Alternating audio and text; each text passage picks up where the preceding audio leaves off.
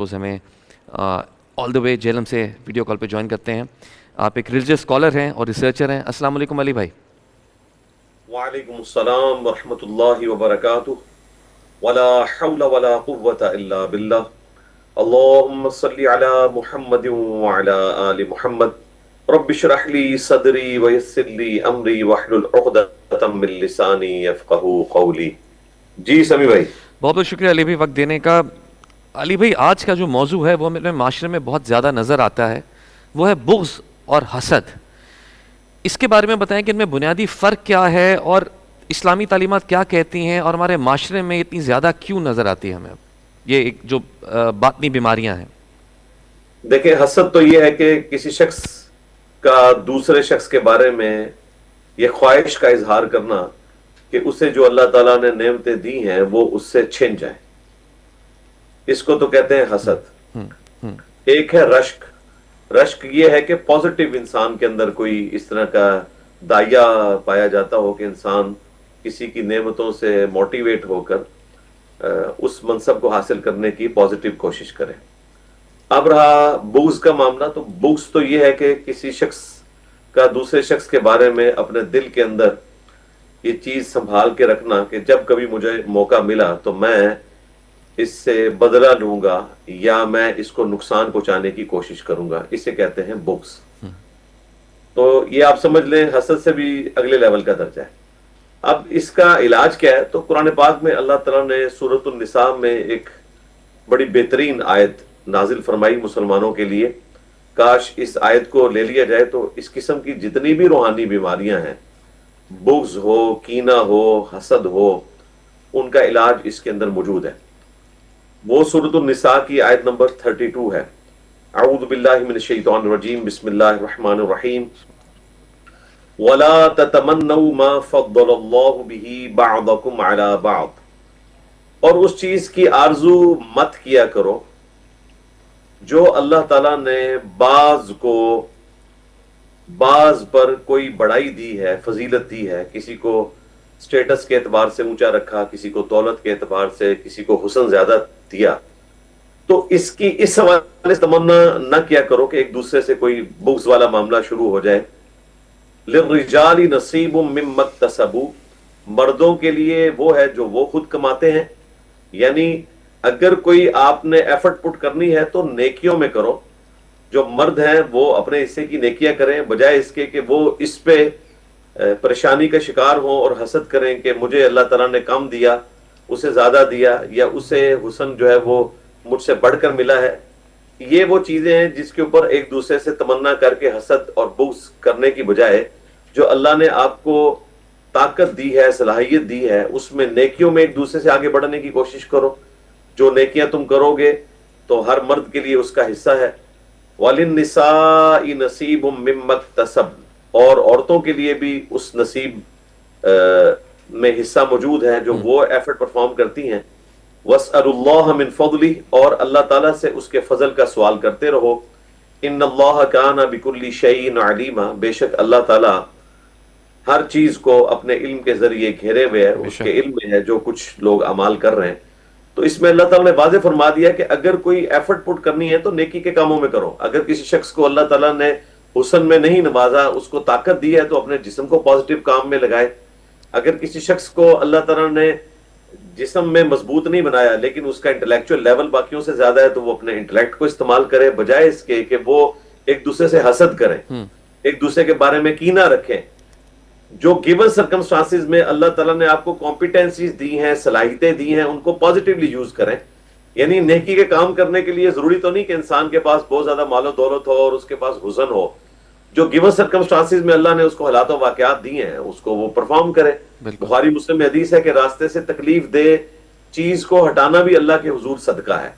मुस्लिम शरीफ में एक हदीस है, नबी इस्लाम कहते हैं, मैंने एक शख्स को जन्नत में सिर्फ इस वजह से देखा कि उसने रास्ते में एक दरख्त टूटा हुआ पड़ा था, उसको रास्ते से हटा दिया, इसकी वजह से अल्लाह ताला ने उसे जन्नत अता फरमा दी। तो उस दरख्त को हटाने के लिए तो ज्यादा दौलत तो नहीं चाहिए इंसान को, हुस्न तो नहीं चाहिए। बुखारी मुस्लिम हदीस है, नबी इस्लाम ने फरमाया कि एक दूसरे से हसद ना करो, एक दूसरे के बारे में कीना ना रखो, एक दूसरे से नाराजगी का मामला ना करो। अल्लाह के बंदो भाई भाई बन जाओ।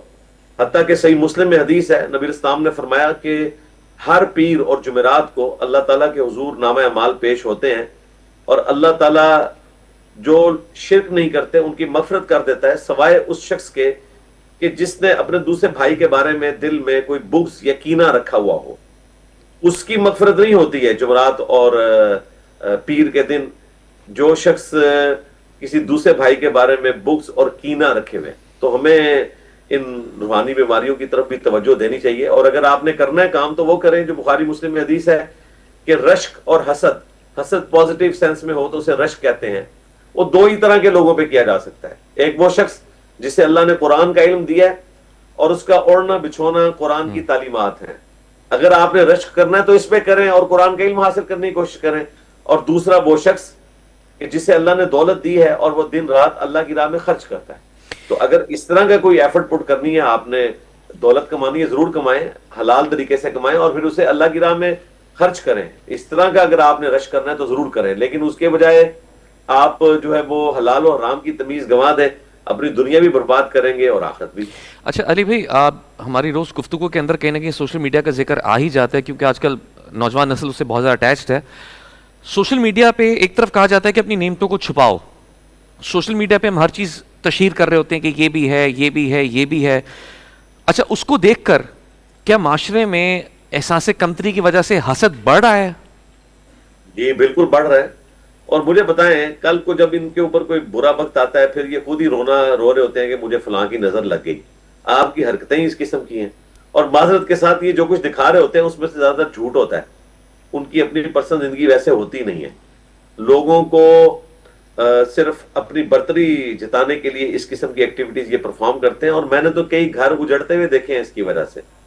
یعنی لوگوں نے اپنی دولت کو شو آف کیا، بعض اوقات اوریجنل تھی بعض اوقات نہیں، اس کو دیکھ کے دوسرے گھر کے اندر حسد اور بغض اور کینہ کی آگ جو ہے ان کے خلاف بھڑکنا شروع ہوگی، وہ اپنا گھر برباد کر بیٹھتے ہیں۔ تو اس قسم کی حرکتوں سے بچیں جی، اس میں سے کچھ بھی نہیں نکلنا، یہ عارضی معاملات ہوتے ہیں، وقتی طور پہ آپ اس قسم کی چیزیں اٹھاتے ہیں، اور بعد میں اگر آپ ان لوگوں کی اپنی زندگی بھی دیکھیں جنہوں نے اس قسم کی ایکٹیویٹی پرفارم کی تھی، وہ بھی ذلت اور خاری کاٹ رہے ہوتے ہیں۔ تو اس سے بچنے کی ضرورت ہے۔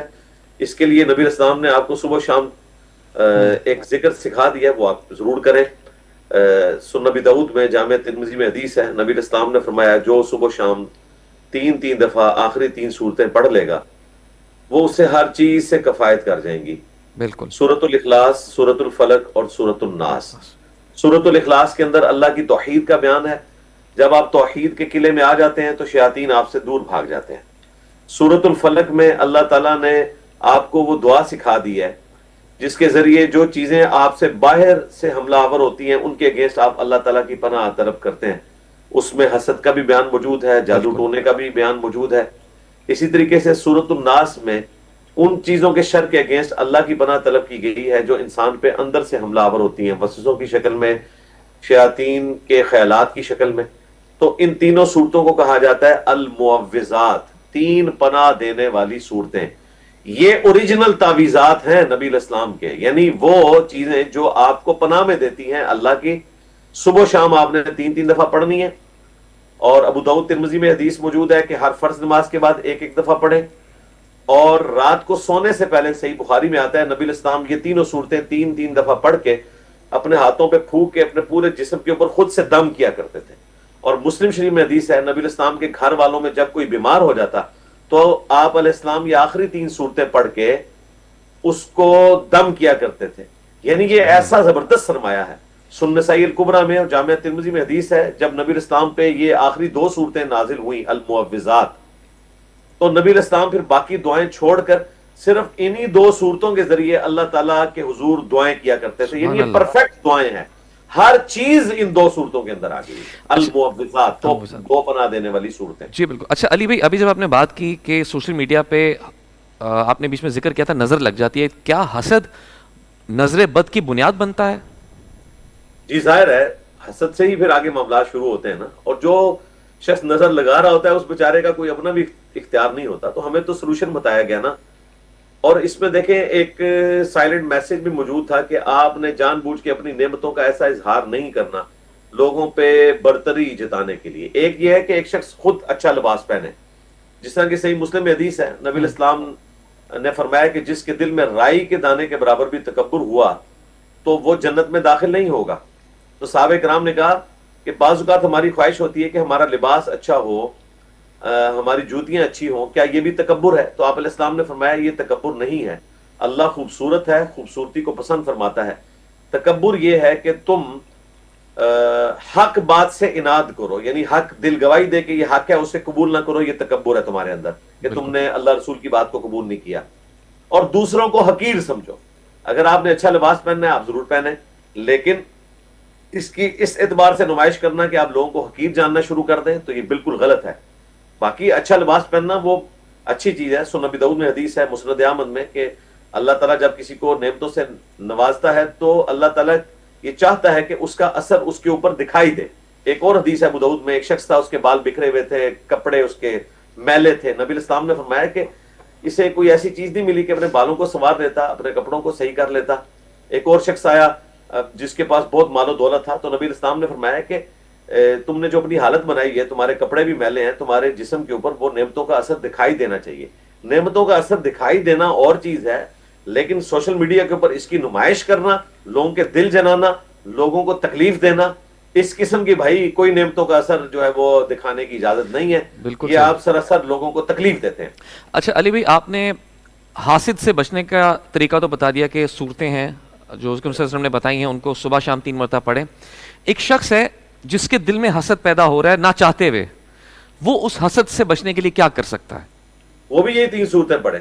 اچھا، کیونکہ وہ اب خود اس بیماری کا شکار ہو چکا ہے نا۔ اس میں ہر چیز سے اللہ کے حضور پناہ طلب کی گئی ہے جو آپ کو نقصان پہنچاتی ہے۔ دیکھیں، قل اعوذ برب الفلق، اے نبی آپ عرض کیجئے کہ میں آسمان کے رب کی پناہ میں آتا ہوں، من شر ما خلق، ہر اس چیز کی برائی سے جو اس نے پیدا کی ہے۔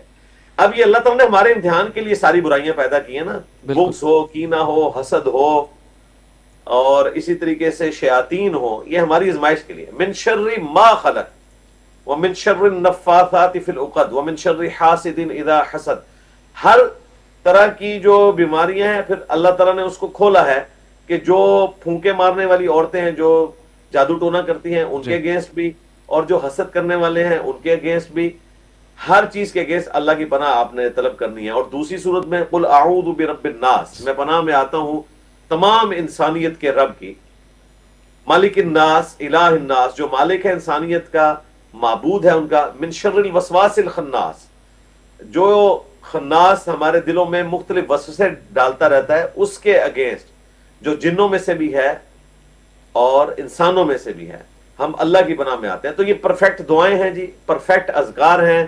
جادو ٹونا، وبائی امراض، حسد، کینہ، نظر بد، شیاطین، جنات، ہر چیز سے بچنے کے لیے آخری 3 صورتیں۔ علی بھائی مختصر سا 1-1.5 منٹ کا پیغام آج کے نوجوان نسل کے لیے کہ وہ خود کو ان 2 بغض اور حسد سے خود کو کیسے بچا سکتے ہیں؟ دیکھیں، اس کے لیے میں ایک حدیث بیان کروں گا صحیح مسلم میں، جو کتاب القدر چیپٹر ہے، دا چیپٹر آف ڈیسٹنی، تقدیر کا چیپٹر، اس میں آخری حدیث ہے۔ نبی علیہ السلام نے حضرت ابو ہریرہ کو یہ نصیحت کی تھی، اے ابو ہریرہ، جو چیز تجھے نفع دے اس کے لیے خوب کوشش کرنا، دنیا میں جو چیز تمہیں نفع دے اس کے لیے خوب کوشش کرنا، پھر اللہ سے مدد طلب کرنا، یعنی کوشش کے ساتھ اللہ کی طرف بھی رجوع لانا ہے، صرف اسباب نہیں، مسبب الاسباب کی طرف۔ بالکل، کاہلی نہ کرنا، سستی نہ کرنا، یعنی یہ نہیں ہے کہ ایک بندے نے تیاری نہیں کی پیپروں میں اور وہ بسم اللہ شریف پڑھ کے یا دروشی پڑھ کے پھونک کے آ جائے، وہ فیل ہی ہوگا۔ کاہلی نہ کرنا، سستی نہ کرنا، پھر بھی اگر رزلٹ تیرے خلاف آ جائے پھر کہنا کہ جو اللہ کی مرضی، جو نہج البلاغہ میں مولا علی کا قول ہے کہ میں نے اپنے ارادوں کے ٹوٹنے سے اپنے رب کو پہچانا۔ بے شک، اگر تیرے خلاف رزلٹ آئے تو کہنا جو اللہ کی مرضی، اگر مگر نہ کرنا، اگر مگر شیطان کا دروازہ کھول دیتے ہیں۔ یعنی آپ اپنی اسٹریٹجی کو تو ریوزٹ کر سکتے ہیں، لیکن ایک بندہ جسے ہم پنجابی میں کہتے ہیں پیڑا ڈال کے بیٹھ جانا کہ میرے ساتھ ہی ایسا کیوں ہوا، اللہ نے میری نوجوان اولاد ہی کیوں لے لی، میرے ساتھ ہی یہ کیوں ہو گیا، یہ کام نہ کرنا، یہ شیطان کا دروازہ کھول دے گا۔ دنیا تو عارضی ہے، انسان نے دنیا سے چلے جانا ہے، اس دن تو تکلیف ختم ہی ہو جانی ہے نا، جس دن انسان خود چلا جائے گا۔ انا للہ و انا الیہ راجعون، ہم بھی اللہ کی طرف سے آئے تھے، ہم نے بھی لوٹ کے اللہ ہی کی طرف جانا ہے، تو انسان کو ان دعاؤں سے پھر صبر آ جاتا ہے۔ علی بھائی آپ کا بہت بہت شکریہ آج بہت اچھی بات ہے آپ نے بتائیں، اسپیشل دعائیں بتائی ہیں. میں میری خواہش ہے کہ ناظرین ہم سب اس سے مستفید ہوں. اپنے خیال رکھیے گا علی بھائی، اور تاک راتوں کی دعاؤں میں ہمیں بھی یاد رکھیے گا اپنا.